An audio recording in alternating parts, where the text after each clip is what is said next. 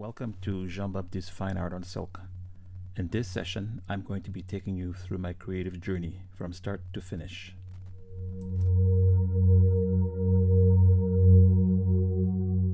To start the design process, you will first need an HB2 pencil, a fine tip black marker, Sharpie permanent marker, and you will need an eraser to clean up things later.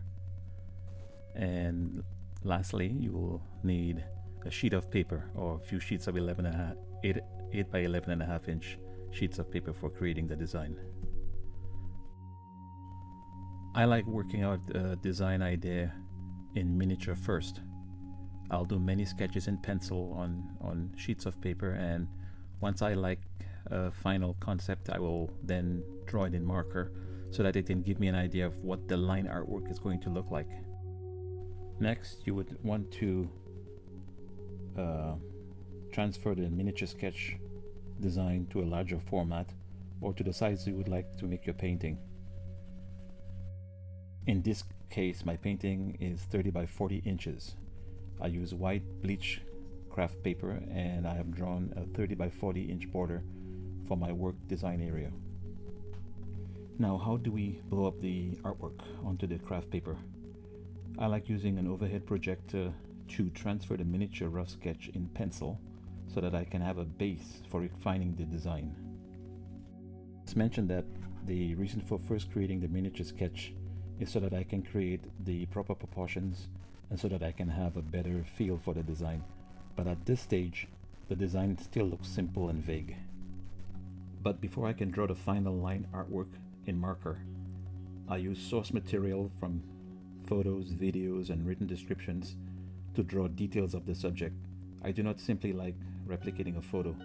I will take tiny elements from hundreds of images to enable a final composition. If possible, I prefer seeing the subject live so that I can capture the actual mood. Remember, if you are going to reproduce art or any online photos that are not yours, you must get permission from the owner. On the screen, notice how I am following the pencil line, all the contours, but I don't follow it exactly. I'm actually feeling out the process. Now, once the line is completed, I will take an eraser and take out any pencil marks that were left behind or that I didn't follow. This way you have a clean line work for applying your resist.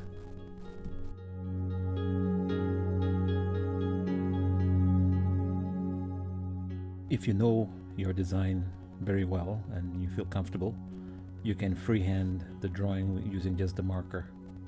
But usually a pencil is required to, first of all, create a form, and then once that's done, you use a marker. But in this case, I'm just freehanding the textured neck of the turtle.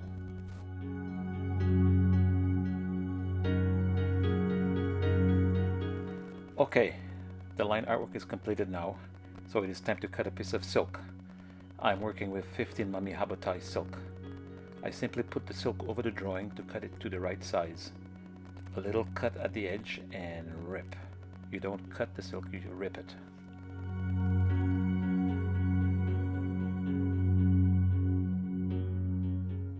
The next thing you need to do is to spray a light coat of artist adhesive over the line artwork.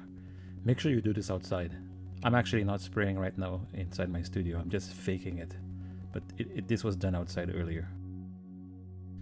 You now take the cut silk and place it over the drawing. It's going to be a little sticky, but you try to get all your edges even. There'll be a little bit of a border on the outside. So when you cut your silk, make sure you cut it bigger than the actual drawing. And then you make sure it's square and flat without any wrinkles on it.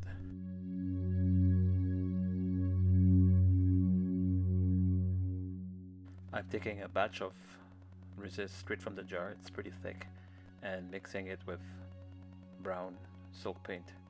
You need to mix it so that it's the consistency of warm honey, so that it pours like it's warm honey. I then take the mixed resist and pour it into the applicator, you're going to find that it's going to come out a little slow, but a little patience and everything should work out. Before you start drawing on your silk with the resist applicator, it's a good idea to test the flow on a sheet of paper. You just want to make sure that it's coming out at the consistency that you like, that it's not too liquidy or too thick. When I start applying the resist to the silk, one place I'll always begin with is with the outside border lines. I'll do everything, every side, and you just want to make sure that before you start working on the inside of the design that the resist has dried. So you'll be doing it in stages. Every time you draw on the resist and it's wet, you're going to have to wait until it's dried, and it usually takes about 10 minutes.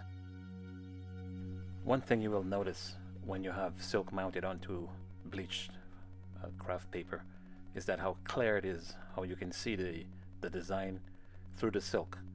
And this is why I like working with silk mounted onto paper in order to apply my resist lines. Now I'm able to do this, to be able to draw directly with silk on paper, because the water-based resist that I'm working with is of a paraffin wax composition, which means that when the resist dries, it's not going to stick to the paper. And then if you were using a resist that had a starch-based composition, it would be a mess. The silk and the paper would be bonded and would be just all that to a point where you couldn't use it.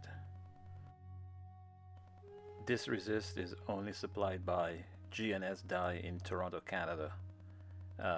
I don't know of any other brands that you can use it in this manner, but to my knowledge, only G&S Dye supplies this type of resist.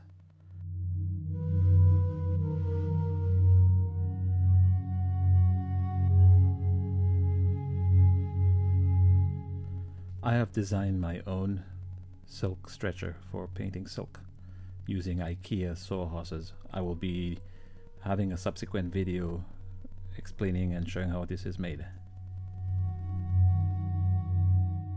The way that I paint on silk, it has to be suspended in the air and has to lie flat so that the colors can be put on and allowed to mix by themselves and dry without having any contact with any other surface. I use stainless steel alligator clips attached to a small piece of rope and pinned to the wooden frame in order to suspend the silk. Like I mentioned earlier, in my next video, I'm going to have a very detailed description and understanding of how those frames work.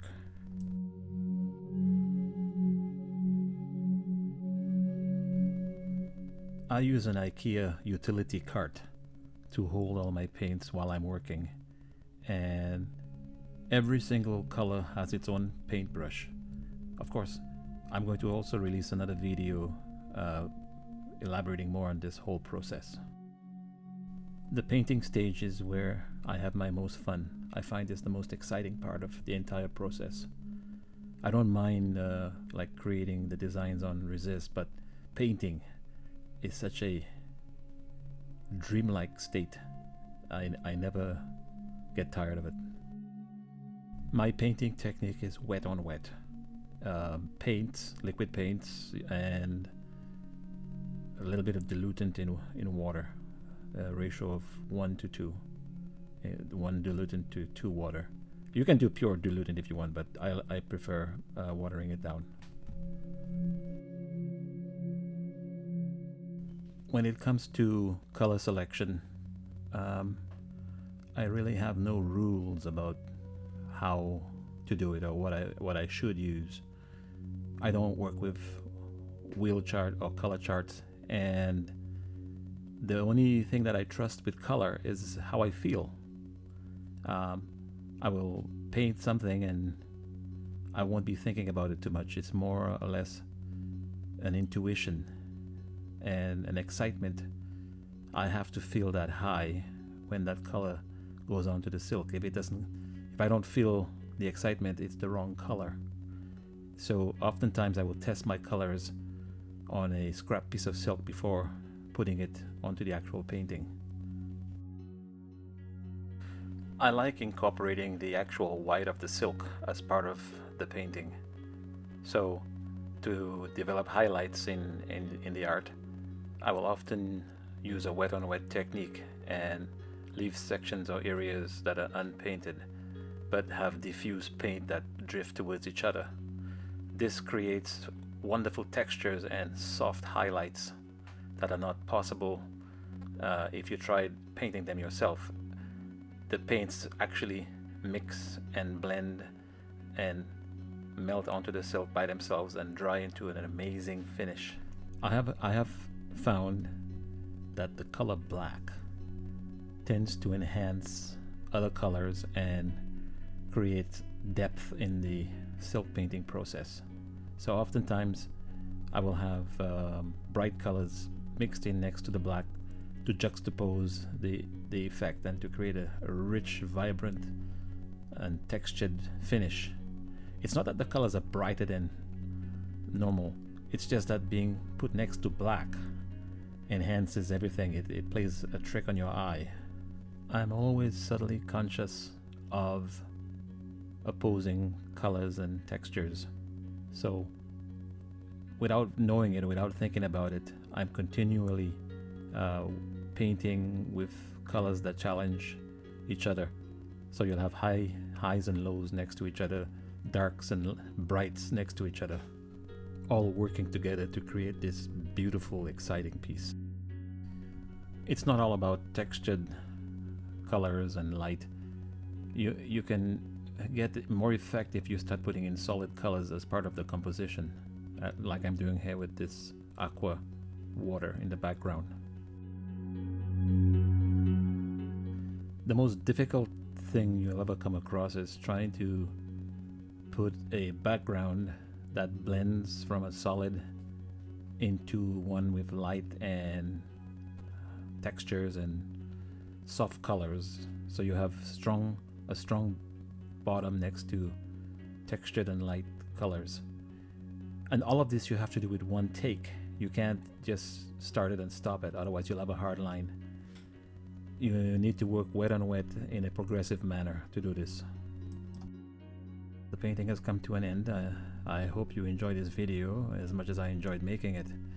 I will be painting much more. At least 2 paintings a month will be published on Patreon.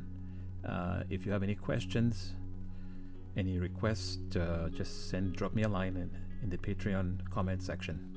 Thank you very much for being here and for supporting me with my Patreon page. Bye for now.